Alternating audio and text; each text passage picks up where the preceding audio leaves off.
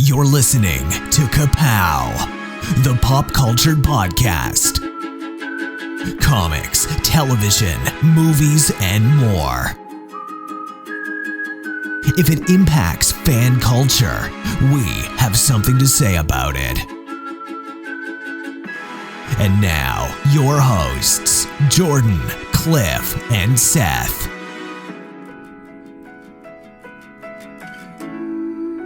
Hey everybody, it's Ka-Pow, the pop culture podcast.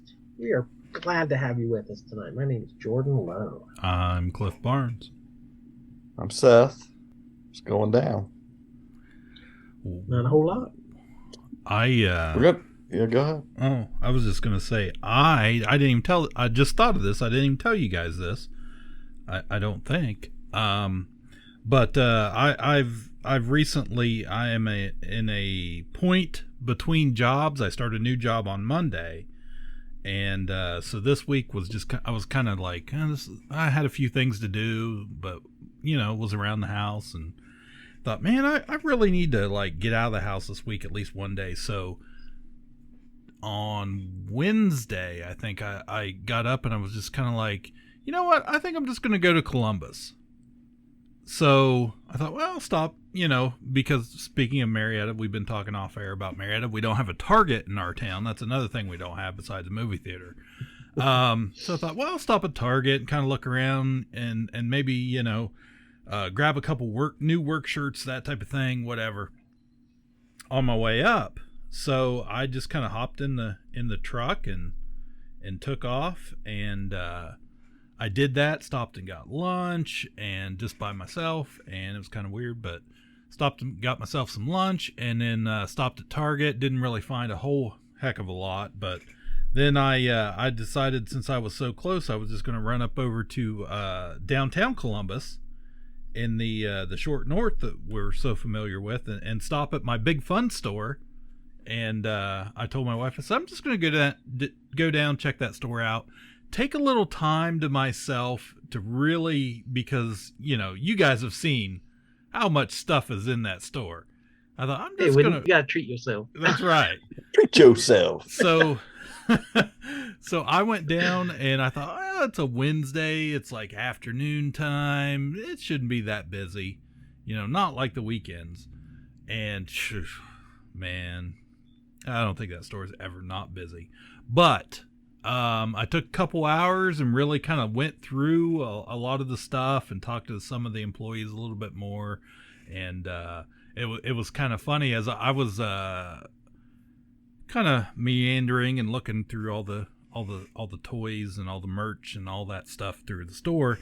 And one of the guys that just happens to be kind of the guy, like every time I've been there, he's kind of like rang me out or whatever. And he was working on some stuff. They were buying or had just bought some new inventory off of people. And he kind of yelled at the other guys working. He's like, hey, anybody know anything about Ewoks? And I was like on the other side of the aisle, so I couldn't see, I was like, kind of peeked my head around. I was like, I kind of know something about Ewoks. Kids have this dream of like being at a concert. Like, does anyone know how to play guitar? Like, I can. That's my shot. So I was like, I know a little bit about Ewoks. Ewoks. If you just popped your head around the corner and been like, yub nub. Is there a doctor on this flight? So yeah, he had a little tray there that had some little Ewok figures of, just kind of randos and from past years, and he was trying to figure out who was who and what. They had been separated from their headdresses and their accessories and their spears and their bows and all that stuff. And he had... This is a dream. This is how you got You're telling us a dream. This is not real. I swear this happened. Anyway, so yeah, I had a guy choking, and the only thing that was going to save him was I could tell him all the different Captain America origin stories. So yeah, I walked over and we kind of he had pretty much all but one, or he had one figure there that he was like, I don't understand, is this headdress or this headdress? I was like, oh, Actually, that figure came with both headdresses. And he had another one. He was like, I don't understand this one. It's got like a cloth, like a soft goods hood, Ewok hood. And so I was and like, then the whole store applauded. And they carried yes, me on the yes. Yeah. They carried me out right now. Pipe in the song right now. They held you up like C-3PO. So yeah, I was able to identify a couple of the characters that he was not familiar with. And, we figured it out, and I bought some vintage. Hit up the beater bin, bought some vintage Star Wars Kenner figures, and I bought a little Power of the Force indoor bunker set they had a really good deal on, so I picked that up. Got it sitting right to my left, and yeah, it was a good time. Good time. Just came home after that and had a good I love day. Days like that. I'm not afraid to travel alone and go do something, enjoy myself. I am perfectly content. Right. To go do what I want to do, eat what I want to eat. Mm-hmm. And, I hear you. Not a bit of a problem. That's it. Okay, we're gonna play a game real quick. Then we're gonna talk about some TV. This is I don't think this will take long. I think you guys got this. It's actually a movie thing. I'm gonna read you the character names from movies. These are characters that this actor has played, and you try to figure out who the actor is. You can just randomly guess whatever you want to. Okay. In the latest movie, Brody Torrance. Sinbad. Yes, in Sinbad's latest movie, he played Brody Torrance. Will Spann. Bob Vidic. Oh my God. John Garrity. That rings a bell, Yeah, but that sounds not a real loud one. Mike Banning. These are some strong names. Oh my God. Yeah, it's a tough. Captain Joe Glass. That sounds like what Jan said. Her fake boyfriend's George Glass. Yeah. Brady was. Captain Joe Glass is my boyfriend. He goes to a different high school. This is definitely an older Big white man. Nick O'Brien. We're just back to 2018. Let's go on. Jake Lawson. Dane Jensen. If you took Mike Banning again. Oh, a sequel. Oh. Just sound like random. And once again, generated. Mike Banning for the third time. Liam Neeson. No, but you got the right type of. But you're getting there. Gerard Butler. There's like Gerard Butler. You got it. Is that really it? Yeah, I'll read you some more because eventually I would have given it away here. Next was Frosty Hessen. That's some big Gerard energy. Sam Childers. Let's see. Milo Boyd, Clyde Shelton, Mike Chadway. But then would this by the time you got to 300, it was going to take you all the way. I was going to say, would this one have given it away? 1-2. Would that have helped you, Jordan? 1-2. 3-4. It's Rock and Rolla. Oh. Neil Randall. And then then we finally get to King Leonidas. Okay, King Leonidas may have sparked a bell. Yeah, I think that was the obvious giveaway. But those are all Rick Duncan. These are Jeff Smithberg. These are all these strong names from movies. Mike Banning is all the Olympus Has Fallen, London Has Fallen, that stuff. Then we got all the Den of Thieves and Greenland, Cop Shop. And most recently, he played Brody Torrance in Plane. Iconic roles. Yeah, great job, everybody. All right, let's talk some TV. So, not too long ago, I said that they were eventually going to figure out what Marvel figured out. how to finally make comic book movies work, they are finally figuring out how to make video game movies work and video game shows. So we have the latest installment of that. We have The Last of Us on HBO. This is your chance. You keep her alive. Save her. You can save her. You don't think there's hope for the world? Why bother going on? You haven't seen the world, so you don't know. You keep going for family. You have a greater purpose than any of us could have ever imagined.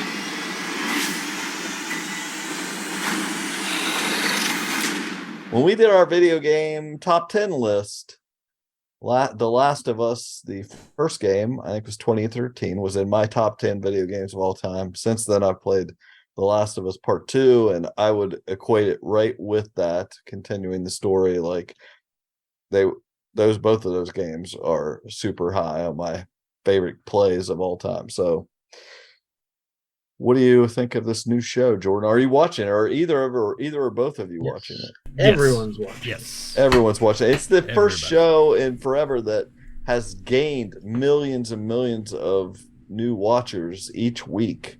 Not since Game of Thrones has the watching grown so much exponentially. So Now, I will be honest and say when this premiered, I did not watch it.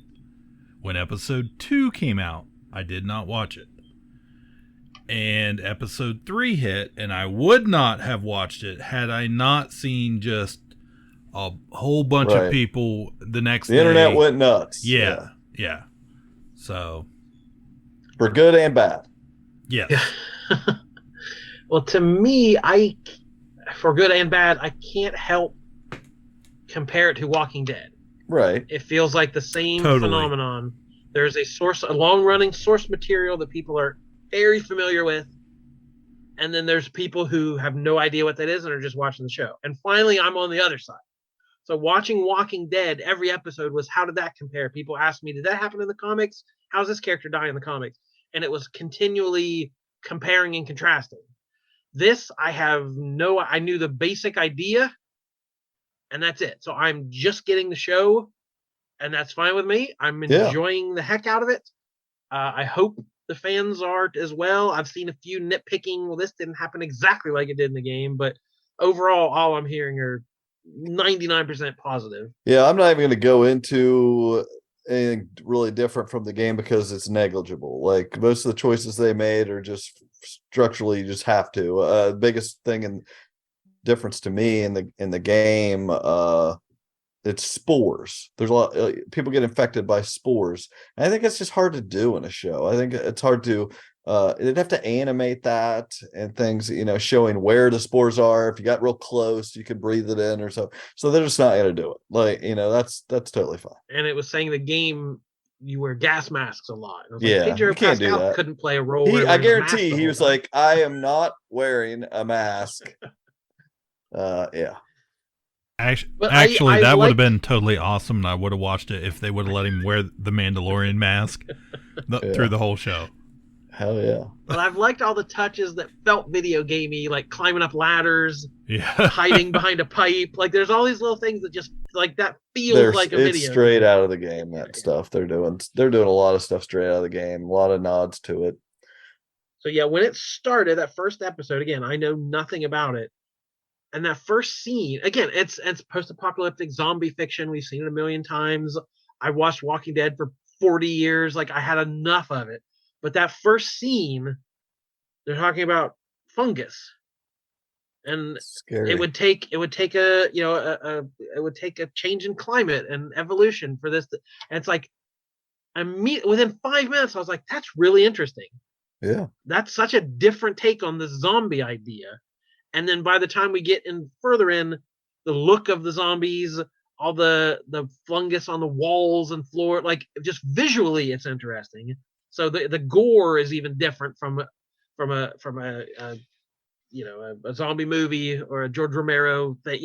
It's very, zombies are played out in pop culture, but immediately I was interested because it was different. They put a different spin on it, and I appreciated it. And it has the budget to blow something like Walking Dead out of the water. Yeah. I remember jokes about that. In the 4th season, people would be joking, "Oh, it's good to see people are still cutting the grass." Because the sets would just look like somebody's backyard. Right. It's like, this looks like society has collapsed. Like, we have the budget to show decay and everything just bombings destroyed. And thing. Yeah. So yeah, I didn't need another zombie show in my life, but I'm open to it. Surprisingly, we still have an appetite for it. Like, it's when done well. And again, there's a little difference. Like, I mean, they really laid into setting up it's a long time before we see a clicker, as they're called, in that first episode. That's certainly, we're 4 episodes in, and we've barely had any kind of quote unquote zombie action. Yeah. So, because honestly, a lot of that that's a lot of the meat of the game. You going around shooting these things, but that's not what the game is. That's not what it's about. It's about the story and the people, and that's that's a little bit different from Walking Dead, as in they got right into it. Like, it was immediately, so that was the other thing I loved about the pilot, is we got to see it. Yeah, Walking Dead skipped all that initial chaos.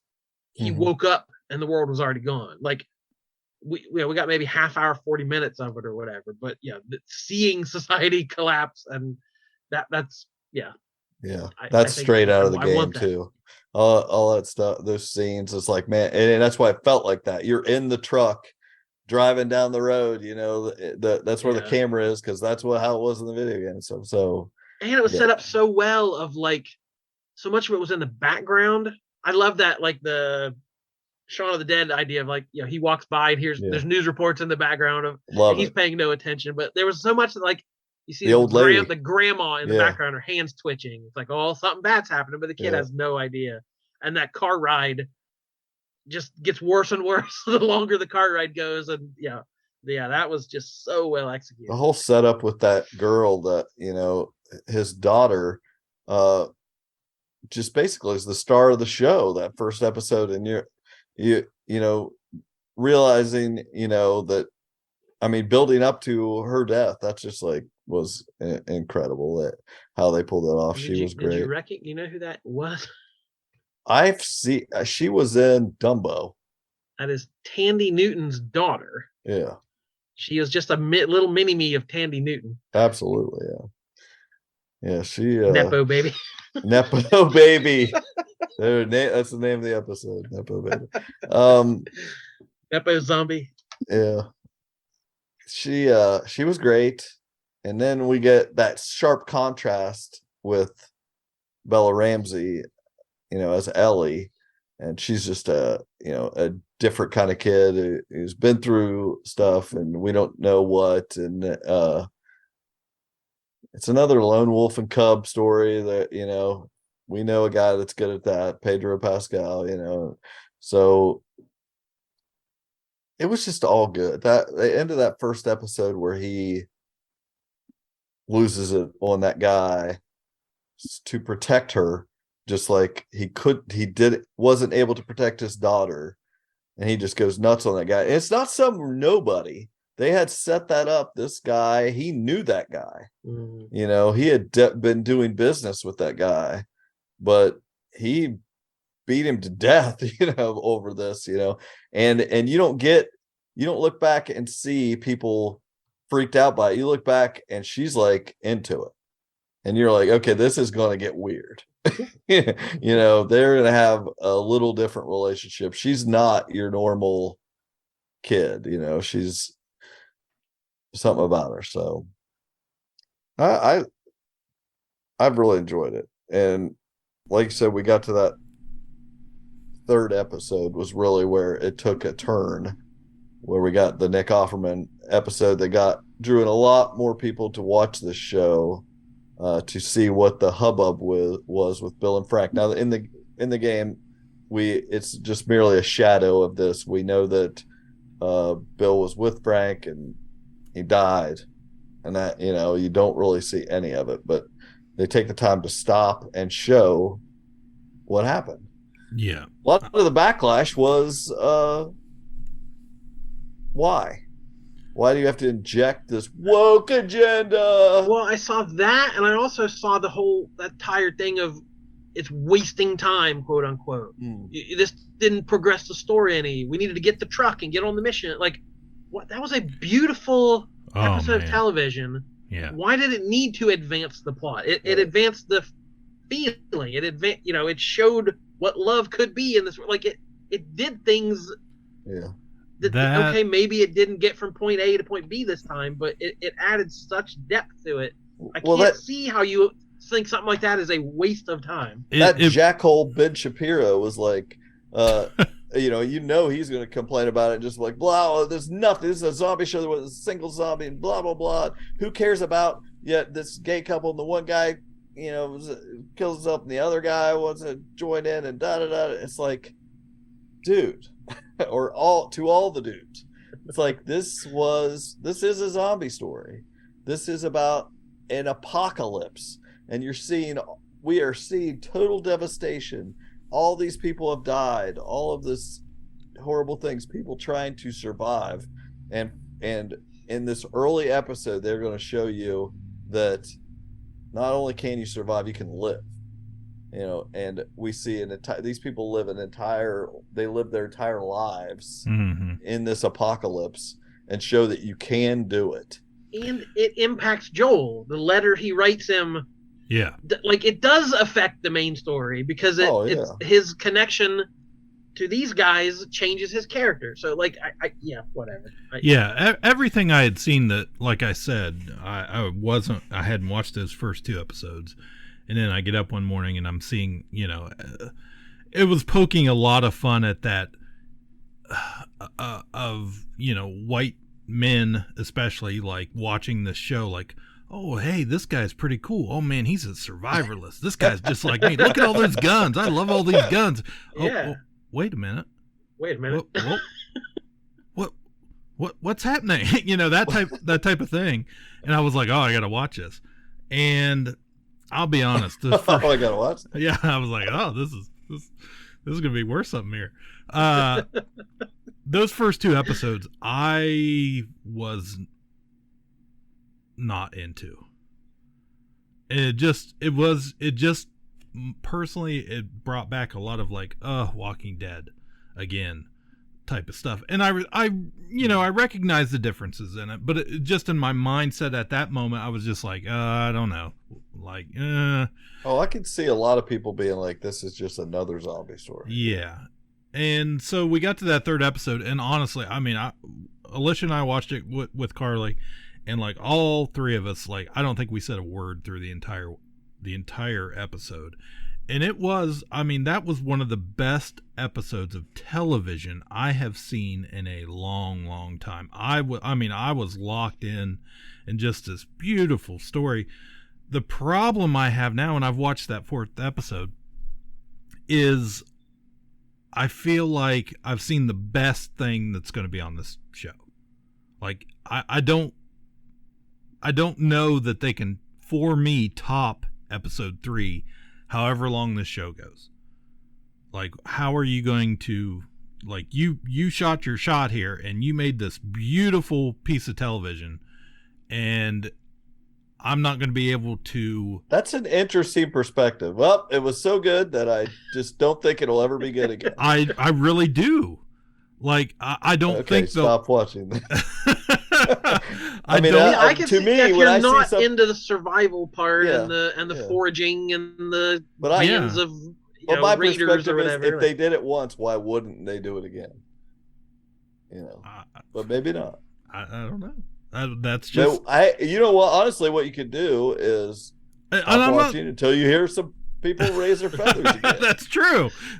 I'm not work totally. I'm not saying I'm see if it happens. Yeah, it's not like, I'm gonna just stop right here completely and not watch any more episodes. But I think I'm gonna feel let down at every episode from here on out. Well, I don't want to set the bar too high. I would just say that there's the end of the first game is famous for a reason. Yeah. So they're building to something, right? But again, there was nothing like this in the game. This is a total departure and welcome departure. That they're adding this humanity to the different, and I would expect them to do it again. To do things like this. They're already like this Melanie Linsky character in the game is not that those people are a thing, but they're just the people to fight. And this is they're doing something with it. They're fleshing it out. They're gonna making this, giving these people a story. So, I am so happy how I watched episode 3 because I watched it the night it premiered. I hadn't seen anything about it. I didn't know anything about the game, Right. so I watched it how the filmmakers wanted me to watch it. Because, I had the same, I love Nick Offerman. Oh, here we got a survivor. This is cool. We're going to see him live off the grid, and this is that end of the world fantasy. And the guy's in the hole. And I'm like, do I trust this guy? I didn't know. Is he lying? Mm-hmm. And they have that meal, and it's a little awkward. And it's like, well, okay, you can't trust this. So I didn't, the minute Frank shows up, somebody who's played the game knows what that means. But I had no idea. Yeah. And so the dinner, there's a little bit of tension. It's like, oh, these guys there's a little spark here. Like, I'm sorry, is this real? Because I didn't know. Yeah. And then things get hot and heavy. It's like, okay, we're going this way. So I was completely caught off guard by it all and just wowed by what they were gutsy enough to do. So it was good. So then, that fourth episode was obviously not that caliber, but it was going back to the main story here. And we'll see where it goes from here. We'll talk about it more later on in the season and see where we're at. But so far, it's huge, and I'm glad. Like I said, I think it's a story worth seeing on the screen. It's a way for people to see this story that aren't video game players. And I think there's a lot of that out there. I think there's a lot of good storytelling in video games, and not a lot of and there's a lot of people that don't play video games. So I don't think a lot of people, I just have heard so much complaining, like, why do this? There's already the game. Well, because not everybody's played it, or wants to. And Druckmann, the guy who wrote the game, is like in charge of the show too. So it's not like we took it from him and are doing what we want. Yeah. He's involved in, we can flesh. So he, the guy who made the magic. If he wants to nitpick, like, that's not how I did it. Like, he's open to expanding and changing, and we couldn't do this in the game, but we can. That's what TV is. It's a different art form. So. Yeah, the network didn't take it and change the name on it, and every week have a little meeting, and suddenly it's not the same thing anymore. So I don't know what you're talking about. Speaking of Pedro Pascal, help me out here. Pedro Pascal. Nope. No. Pascal. It's Pascal. You got it. Good job. Anyways, did you guys watch him on Saturday Night Live? Reinhold Reynolds. Yes, I saw him on Saturday Night Live. I thought that was the best episode of SNL there's been in a long time. I did too. There were several really good bits. Yeah, it was good. Yeah, I always watch SNL, so yes, I saw it. Yeah, I try to make it a point we don't watch it live, but when we have a little bit of time to try and at least squeeze a. You try to make it a point to not watch it live. Is that what you said? Well, yeah, we don't watch it live, so I try to make it a point that we watch it throughout the week. No. Okay, you make a point to watch it. Yeah. Sound like you're like, I definitely don't want to watch it. No, I make a point. I make a point not to watch it live because I can watch it in about 40 minutes. Right. Because I usually don't care about the musical guests, so I watch it. I eat a bowl of cereal the next morning and watch SNL and fast forward through most of it. Yeah, that's how I watch it. Just because I've got Peacock. That's Yeah, but that was the Super Mario bit was hilarious, cracked me up, and then the skit where he plays a Latino soon-to-be mother-in-law cracked me up. So some of his best work. Good. I'm glad he deserves to have a big break and be a big star. He's been working a long time and he's really good. So. Yeah. Seems like a good guy. Like to see the good guys win. So all right, what else are we watching? TV. We've had some reboots happening. Night Court on NBC is back. So, who here is lying? Oh, I like the neckline on that one. Olivia Moore, this is Dan Fielding. Oh, wow. Of all the days to leave my selfie stick at home. You can always use that stick up your ass.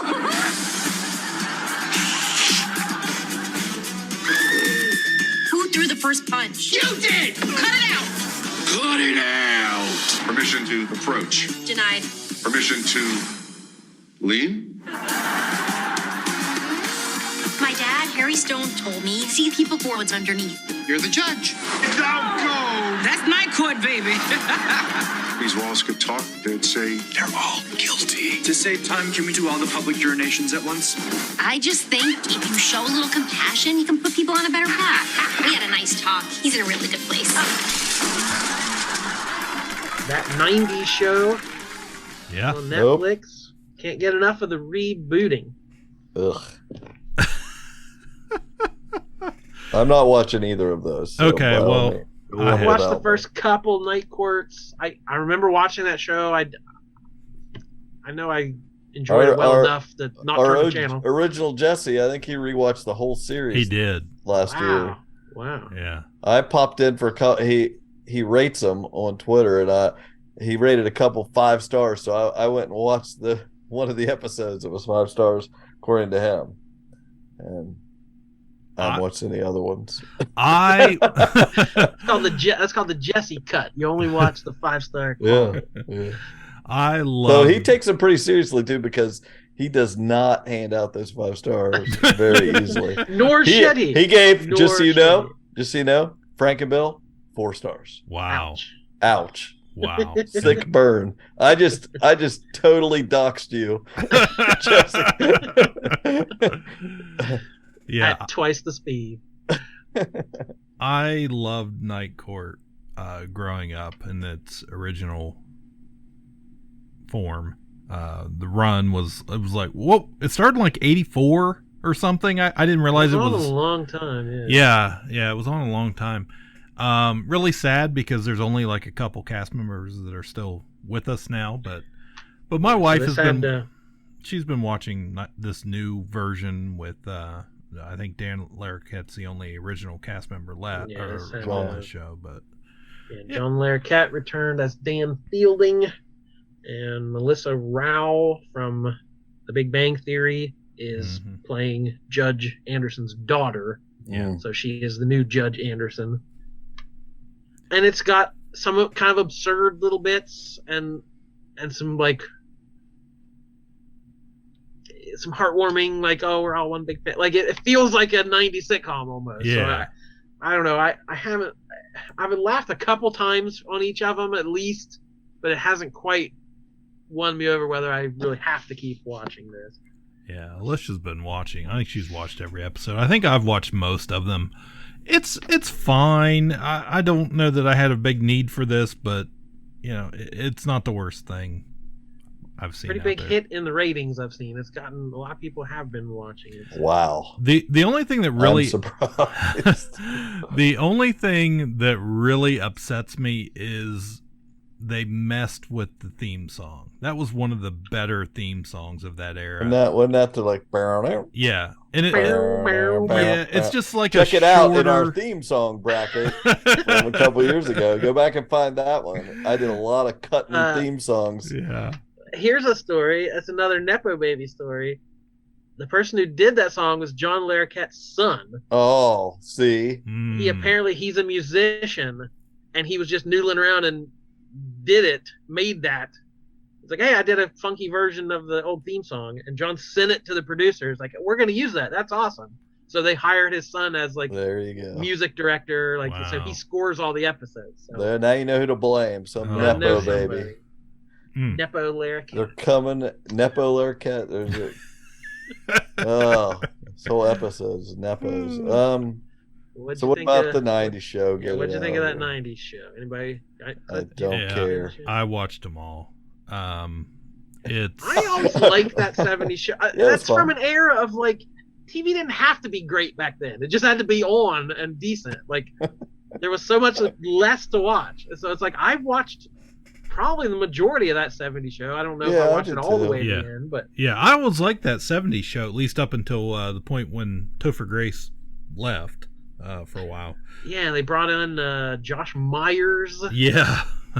And yeah, it got weird at the end. Yeah. So yeah. Yeah, I don't think I watched any of that. But Probably, but I watched early on. Yeah. yeah, this version I feel like is much closer to the non-Topher Grace era than the I just saw those original. kids. I saw some preview with all those new kids, and I Yeah. was like, nope. Just looked like fans of the show doing it. People that were told about what the show used to be, trying to pretend to be that. The girl that Yeah. plays Eric and Donna's daughter, Leia, I like her. Like she's fine. It's the rest of them that are just annoying, or you just don't care about. Like other than Red and Kitty, pass. So yeah, Kurtwood Smith and Deborah Jo Rupp are back as Red and Kitty, who are the reason I kept watching the show. Yes, yeah, I didn't care at all what the teens were up to, what they were getting into, and all the '90s references about that on CD and all the whatever '90s-ness they were getting up to. It's a cellular phone.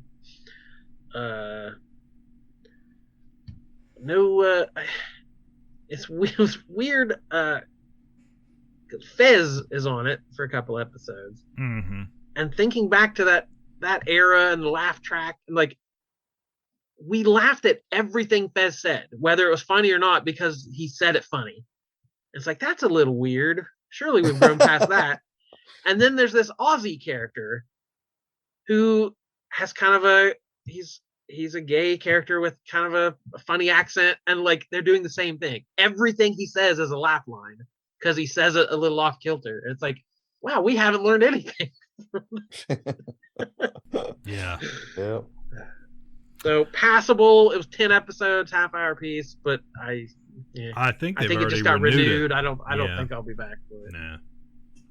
Not unless something changes. And no mention of Hyde, by the way. We got No. teased really? on where everybody So else surprised. is, but we never learned what happened to Hyde. Maybe that's season 2's big reveal. So over on Peacock, there was a couple shows I was watching. One, There better be. We're big on Peacock over here. Yeah. oh, love Peacock. I paid. One of the P's stands for Peacock. There was some deal. Exactly. They had some deal a couple months ago. I think I paid $20 and I've got Peacock all year. But there was a show called Paul T. Goldman. I'm not telling anybody to watch it, but it's like this guy is kind of delusional about his life and wrote a book about it and made a movie. I mean, not made a movie, but went to a bunch of directors on Twitter, just spammed them all until he found one to make a show about him. And it got a lot of buzz. It's kind of interesting to see this guy get exposed over the show, but still can't totally recommend it. Now, there is a show I do love, though. This is the Ryan Johnson Show with Natasha Lyonne, and it's called Poker Face. What's it like? Always knowing the truth.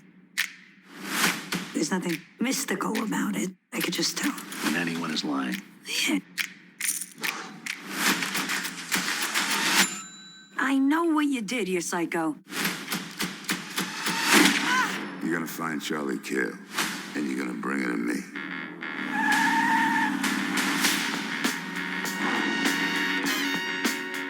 You live on the road, right? What's it like? Leave everything behind, start fresh. I got wolves on my fender. Oh, I gotta keep moving. Holy.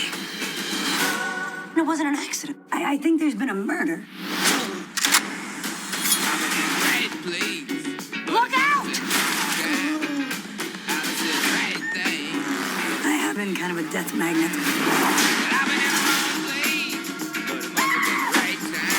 I'm trying to figure out what happened. You watch too much Dateline. I could tell she was lying. What is it? The woman's intuition? No, it's not like a tampon commercial, okay? It's a real thing. And this is a throwback to like Columbo style mystery of the week with the person coming in and solving the case. And I just freaking love this show. It's so good. Do you guys like things like that? This is the first thing on Peacock I've thought I should get Peacock at some point because I definitely want to watch it. Oh, it's so good. As with I kind of was thinking about it, as with most of Rian Johnson's stuff here with his two Knives Out movies, the heroine has some sort of superpower. Like in the first Knives Out, Ana de Armas's character, she can't tell a lie without throwing up. And in this newest, what was it, Glass Onion, the one character is way more effective if she's drinking. So in this one, Natasha Lyonne, you can't lie to her. She detects any lies. So that is always a stitch in the whole thing, is whenever she's talking to someone, she knows when they're lying and when they're not. And it's interesting when the bad guys. Does the show let you know that she knows? Yeah, she says like bullshit. A spider sense that goes off? She says bullshit. Oh, okay. Or she says lie or not a lie. She'll just say it. She's like Lion Cat from Saga. Yeah, she can't help but say it to herself. Or the thing is, we already know, because the other way this show plays out, I think this was a Columbo thing also. The first 15 minutes of the show, you see the crime. They introduce the characters, and this show is star-studded. They all want to be on it. They all want to get their moment, and it's just going to continue like that, I'm sure. So we've been filled with all these stars each week, and they set it up. You see the story. There's no evidence of her there. The first episode, it plays out like that also, but they kind of set up a story for her character. But the rest of the series so far, any episode you could watch in any order. It's totally just her popping in, happens to be there. What TV is not like ever anymore. Exactly. It's very neat how they do that. But you see the whole thing take place. You know who did it. You see who did it. But there is a bunch of stuff seeded in there that you have to pay attention to every you don't have to, but every detail is paid off. Every conversation, every little thing everyone says that seems like nothing is something paid off at the end, which is really neat. But as they go on, after the 15 minutes or so, she shows up, and you see that they go back to the beginning, and you see that she was there all along. She was usually working at whatever establishment this is taking place at. So you see all the conversations she had with people as things were going out. She knew when this person's lying or not, and she solves the case. And so far, I've just loved every minute of it. It's really good. So if you like this type of shows, and she's great in it, this is like the perfect thing for her. And it's I think just the first episode or two was directed by Rian Johnson. The rest have been other directors coming in. People all want to get a piece of this. Been some great performances. It's funny, it's very outrageous, and there's crazy things happening, but it's showy, and I just love it. I love it. So this is even Patty Cakes shows up. I saw Patty. I was like, Patty Cakes. That reminds me, I never asked you. I assumed you watched. Netflix did the Murderville series we loved. They did a Absolutely. Christmas episode. Yes. What was your opinion on the Christmas episode of that? That was fun. We saved it for Christmas. We watched it on Christmas, I think. I really liked it. I love the conceit that they come in and just do not know anything. They have to roll with the punches. The improv detective story. Yeah. With Will Arnett, where they just throw a celebrity into a murder mystery and don't tell them anything about it. I was a little disappointed in the Christmas one. I had a feeling you would have had a problem with it too. I did. I remember it wasn't as good as some of the episodes, but it was fine. But it was like, Pete Davidson came in at the end, if you remember. Like, my problem was like they weren't playing along. Yeah. They got very. They were trying to get the dead body to laugh. Yeah. They didn't. At the end, they didn't even name a suspect. They made a joke out of it. I was like, I bet Seth hates this because they're not. They didn't play by the rules. They did not play by the rules. I agree. I did. It's like this is a thing, and I'm a sucker a little bit for it. Speaking of Saturday Night Live, Jimmy Fallon was such a hit. Everybody loved Jimmy Fallon on Saturday Night Live. And my biggest problem with him was his crutch was breaking. Yeah. He would break and laugh, and everybody, the girls thought that was cute and all this stuff. And everybody laughed, and they're just laughing. It's live TV, yada, yada. But that's weak. Anybody can do that.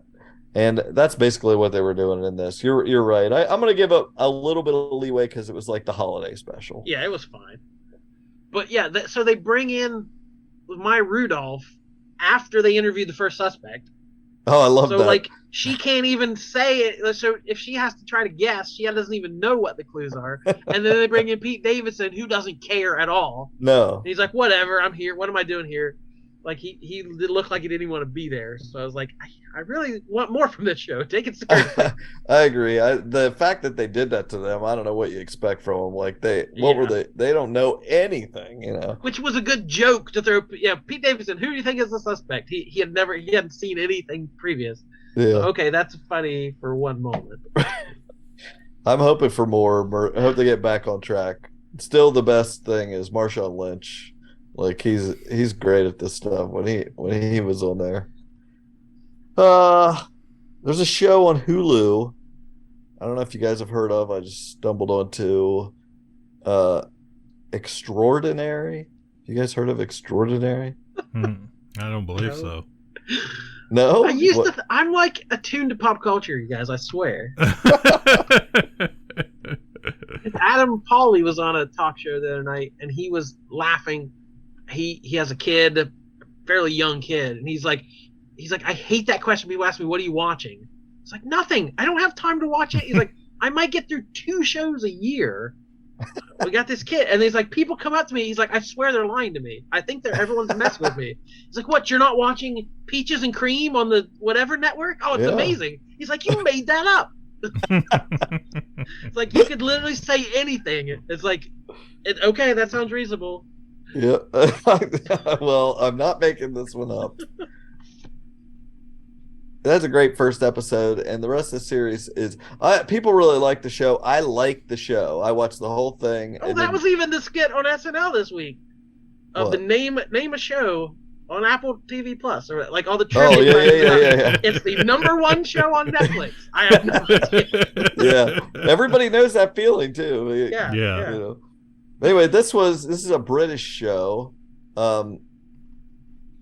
It's got an eclectic group, but the premise is, in this world, everybody gets a superpower, but this one girl has not got hers yet. Basically, it's kind of the invincible type thing. Once you get 18, everybody basically around that time manifests a superpower of some sort. And she never did. She's 25 and she still doesn't have hers.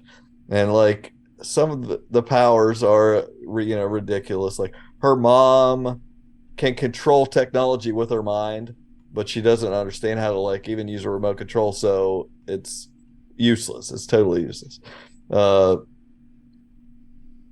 All kinds of different stuff. I wouldn't want to spoil it. It's worth seeing and the discovery of it. But there's one guy that they find that he can give someone an orgasm just by touching them. Like he can't touch anybody, because if he does, he gives them an orgasm. And what is hilarious to me is that there is a character in this show named Jizz Lord, and it's not that guy. Name of this again? This show is called Extraordinary, but check it out. At least try the first episode. It's interesting, and it's the premise that makes you want to kick yourself. You didn't think of it. Well, last time we talked, I had a week left before I was going to cancel Hulu, and you guys gave me a couple of recommendations what you should be watching. I don't think this was on there yet. I ended up watching Wu-Tang, An American Story. So you guys gave me like 3 or 4. You should probably You're watch this. You're like, yeah, I want to comfort watch Wu-Tang. I'm watching Wu-Tang. It was pretty good. It felt like the first few episodes, it was like a low rent The Wire. They were all on the corner dealing, and like it's that inner city life. But like the longer it goes, they're getting more into the music industry, and it follows them like trying to cut a demo, going to radio stations and hustling, trying to get their song on the air. Like that's way more interesting than the inner city drug game stuff. So there's 2 seasons at the moment. I think the 3rd premieres in March. I think will be the last season. So it's a recommendation. But I have another way bigger recommendation. Speaking of British TV, just dropped on Netflix a little bit ago. It's called Kunk on Earth. I know now, what this is. If you ask if I made this up or not, I did not. No, I believe you. I saw it. Okay. Apparently, I've only been given half a minute to tell you about my venture up humanity. That's hardly long enough to explain the pyramids. It's obviously just big bricks in a triangle. I'll be asking questions. What was the Soviet onion? And go to every corner of a globe without corners. Do we know if China has a roof? So join me, Philomena Conk. This is Conk on Earth! Watch on BBC iPlayer. How was that quick enough for you? So I didn't know anything about this, but I saw somebody, again, a friend recommended it on Facebook, and I was like, that you need word of mouth to know what's even worth watching or a podcast. So this is a character named Philomena Kunk, played by Diane Morgan, who's an actress. She's been in a bunch of British stuff, but you probably Afterlife, you might know her, Cliff. She was in that Ricky Gervais show. Yeah, I love that show. So she plays an investigative reporter who doesn't know anything and is very dumb and clueless about everything she's talking about. So this character premiered, there was like a sketch show on the BBC from Charlie Brooker, the Black Mirror producer. So the character premiered on there. And then there were a couple specials. There was like an election special for the British election where they brought her out. Kunk on Shakespeare, where she taught the history of Shakespeare. It's like Dorf on golf. Kunk on Britain in 2018, where she retold British history. But this is Kunk on Earth. So it's 5 episodes, all half hour. She retells it's the history of civilization. But it's in that very ultra serious, like David Attenborough documentary, like, you know, wearing a long coat and walking up to the camera and like, you know, at this point in the history, like, you know, it's played so straight. And she interviews all these experts and asks them the dumbest questions or the goofiest questions or the most ridiculous questions. The joke's on her. Right. She is clueless and stupid. But yeah, there was I didn't get the exact quote, but it was like, she's talking about the Civil War. At the dawn of the Civil War, Americans had to decide, were they going to be a country that stole and exploited black labor and culture, or a country that pretended it didn't? and she's asking about Russia. They launched the dog into space, Leica, the dog. Yeah. The first dog into space. And she was like asking some expert of like, so what did they do when Leica got back? I assume they had a big parade. They probably had a great, she was like, she really wanted to know what happened to Leica. And he's like, unfortunately the dog didn't survive very long. And she's just flabbergasted, like, There's a dead dog in space. Right now, there's a dead dog floating around in space. And just is indignant about it. He's like, well, unfortunately, it burned up on re-entry. And she's like, what the? And she just loses it. Just like, can't take it. So I laughed throughout. It's very dry British humor, a lot of wordplay and puns and stuff. But I thought it was so good. You don't have to be a history buff. I'm sure it would help, but I thought it was hilarious. I hope there's more. Cliff, you watching The Bad Batch? Yeah, I'm all up on it. They gave us 2 episodes this week, and they were both good because they got back to the overarching story. Maybe only you didn't know there was 2 episodes. I don't think I did. Shut it off a little too quick. I bet I did. I'm gonna have to go back and watch tomorrow. We need a new expert. Yeah. Yeah. We've had some episodes that were nothing to me this season so far. There were a couple there. The racing one, for one episode where I hated that mess of in Phantom Menace with the pod racing and all that, and it just reminded me of that. And I was just like, oh my god, didn't you learn the lesson the first time on this crap? But that didn't bother me as much as just some of the, I don't know, boring heisty stuff. I don't know, but the third episode where we had Commander Cody and Crosshair together, great episode, was one of the best episodes they've ever had. Yeah, definitely. And then we had a couple dead ones as far as I was concerned, and then these last 2, the 2 that dropped today, we got back to the story with Rampart, the bad guy that's trying to install the new stormtrooper army, right, and trying to basically kill off the clones. Yeah, that was good. So, we got that episode with this new senator I've never met before, and she kind of was getting involved in trying to, help out. And she had a funny name. Was it Chi-Chi? Yeah, I have no idea. I think it was. I'll take your word for it. But you skipped over one little episode though. One I didn't like. It was the one with Genji or whatever, the Wookiee. Wookiee Jedi. For that I didn't care about him, but the fact that we got Kashikis on Battle Cats, I was just like, how did we not have this before? This is awesome. But Wookiees riding Battle Cats from He-Man was freaking amazing. Through the woods, talking to the trees. I was all up on that stuff. But I didn't care about the Jedi Wookiee so much as the Kashikis. So that was good. But yeah, I'm with you. I mean, I think it's like such sharp contrast. Those episodes do nothing for me. But when they get to the serialized story, the whole, the overarching serious Star Wars lore stuff, where they're like trying to figure out how this happened, how this transition happened, we get into the nitty gritty here. So, the episode you didn't watch pays that off. Good. You get it's like the second half of that story. Okay. So definitely check it out.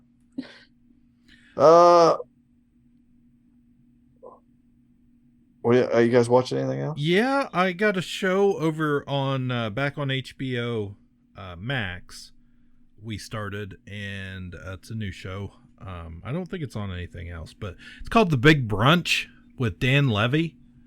It's a cooking show, and we watch a cooking show every now and again. Carly loves them, but I put this on the other night, and it's a lot of fun. It's very pleasant.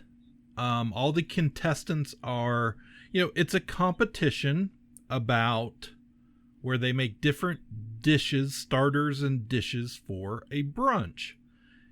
Dan Levy he must be the showrunner on this, or the producer or whatever. He's the main host. He has 2 cooking experts. I don't know their names, but they are known. And then there's all the contestants from it's pretty diverse on types of people, where they're from, their different stories and backgrounds. but they're not mean to each other, which I really like. Which is a bit of a contrast to a lot of cooking shows. They're not mean to each other. They are supportive of each other, even though it's a competition.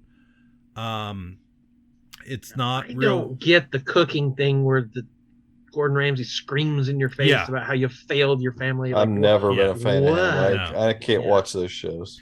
No, I don't either. But I really like this one, and it's a lot of fun. It's laid back, and Dan Levy and the other judges, as the competition, as they're cooking things, they just kind of sit back and they have a drink. They have a little bartender on their set, and she just makes up whatever they want, and they're just like, a lot of times it's just Dan Levy calling stuff out, and he's like, I'll have a Caesar, and they're like, oh, what is that? And then he explains, oh, I'm from Canada, and in Canada, we instead of having a Bloody Mary, and using tomato juice, we use Clamato juice. And the bartender's like, yep, let me make you up some, some testers, some tasters, and then they all have those, and it's just very light and pleasant. And there's some emotion with the the competitors, but it's really good. They make interesting things, and they're all very different.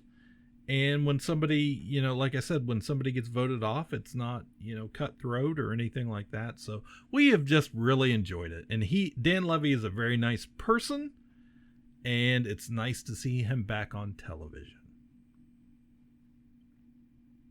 I got a couple more things. There's a show on Apple called Shrinking with Jason Segel and Harrison Ford. That's fine. It's, got that Apple TV feel. It's half-hour episodes, and they're kind of silly, but it's fine. I'm not really much to say about it. Waiting to see how the season plays out. Quantum Leap has kicked back in this first season. They kind of took a break, and then they came back in this latest episode. They had they dealt with some trans stuff. He leaped into the body of a basketball coach whose daughter was trans, and it was really well done episode. I thought, they were able to deal with some of these issues and in a quality way, and it was nice. I was surprised that's what Quantum Leap was doing, so that I forget, Mason Alexander, is that their name? Is a character on the show. So I kind of waiting for them to see if they address that at all, other than them just being on the show. But so now it had a trans episode, and that character got to make kind of go to that time. Also go with the Ziggy, the girl playing Al, basically, that role, they got to go along with her and see this kid play basketball and stuff. It's kind of neat. It's a good show. Maybe that's why he doesn't say "oh boy" anymore, because that's gendered language. Yeah, see. Oy vey, more like.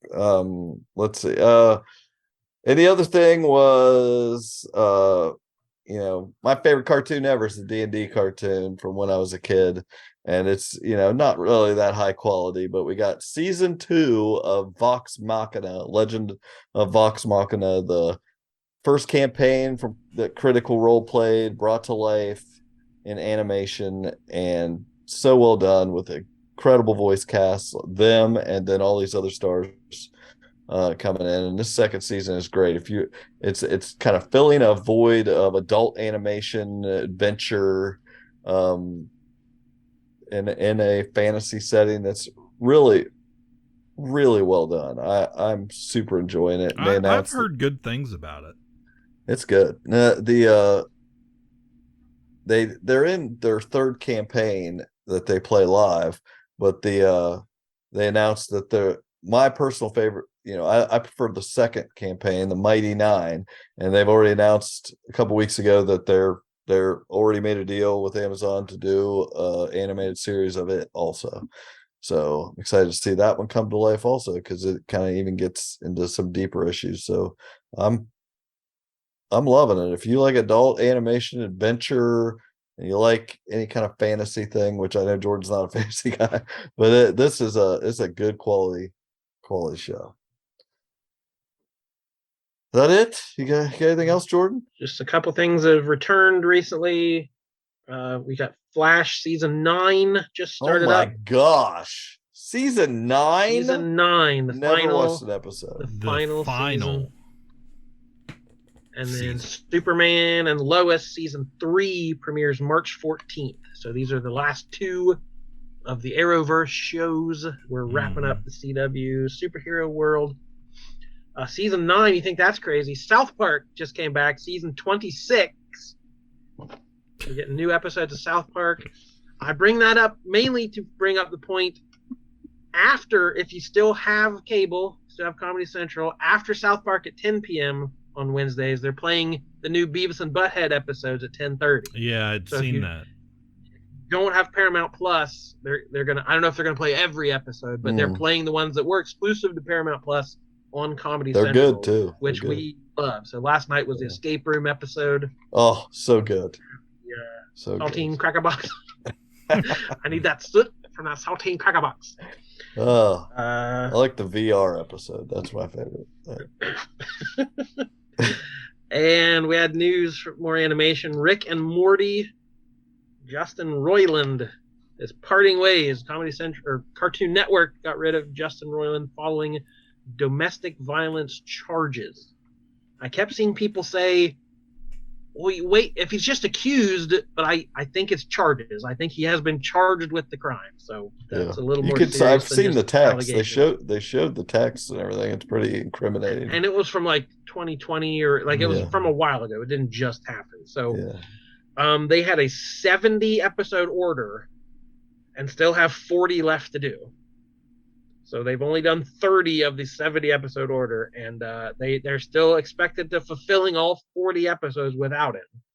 So he hasn't been the showrunner for a couple of years. Some other people have taken over. He's had a smaller role in the last few seasons, but he still voices the 2 main characters, Rick and Morty, and a significant percentage of other characters on the show. So I don't know how you do that show without his voice. I'm sure they're going to people try. can do that. I'm just glad their fans are also level-headed and able to take this kind of stuff in. There will be no problem. Everyone will be totally into this.